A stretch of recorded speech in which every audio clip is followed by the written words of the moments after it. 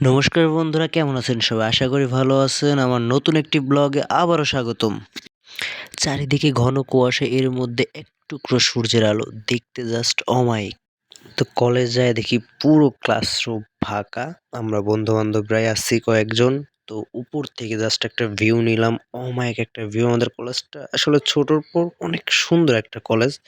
তো এর মধ্যে মাঠের মধ্যে চলে আসলাম। মাঠের মধ্যে একটু ভিউ এনজয় করতেছি রৌদ্রের মধ্যে। শীতের সকালে ভালোই লাগে মাঠে বসে আসলে মাঠের মধ্যে কি গার্লফ্রেন্ড নিয়ে বসে থাকার মজা অন্যরকম। সো আমাদের যেহেতু গার্লফ্রেন্ড নাই, তো বেশিক্ষণ মাঠে বসে থাকলে আমরা চলে আসলাম অম্বিকা হলে চলতেছে বিসিক উদ্যোক্তা মেলা।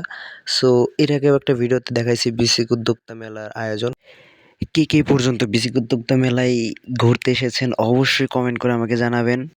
এই মেলাটার মূল উদ্দেশ্য হলো বিভিন্ন লোক বা ব্যক্তি যারা স্বনির্ভরভাবে নিজের চেষ্টায় কিছু করছে, সেগুলোকে প্রদর্শন বা বিক্রির একটা মহা উৎসব যেটারে বলে।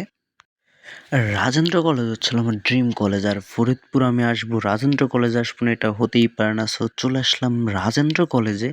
আর রাজেন্দ্র কলেজে আসি, প্রথমে দেখা হলো আমার ক্রাশের সাথে। সো কিছু ফটোশ্যুট তো হবেই। ক্রাশের সাথে নিয়ে চলে গেলাম ফুচকা খেতে। বন্ধুরা সবাই মিলে একটু আড্ডা দিলাম, ফুচকা খাওয়া দাওয়া করলাম। তো এরপরে মনে পড়লো যে বাড়ি তো বউ নাই, কিন্তু মা তো আছে। মা হলো ঝাঁটা দিয়ে পিটাবে, বাড়ি যাইতে হবে, অনেক দেরি হয়ে গেছে। সো বন্ধুদের কাছ থেকে বিদায় নিয়ে উঠে পড়লাম সরাসরি বাসে। বাসায় পৌঁছে গেলাম। আর অবশ্যই জানাবেন ভিডিওটা কেমন লাগলো এবং লাইক কমেন্ট শেয়ার করবেন।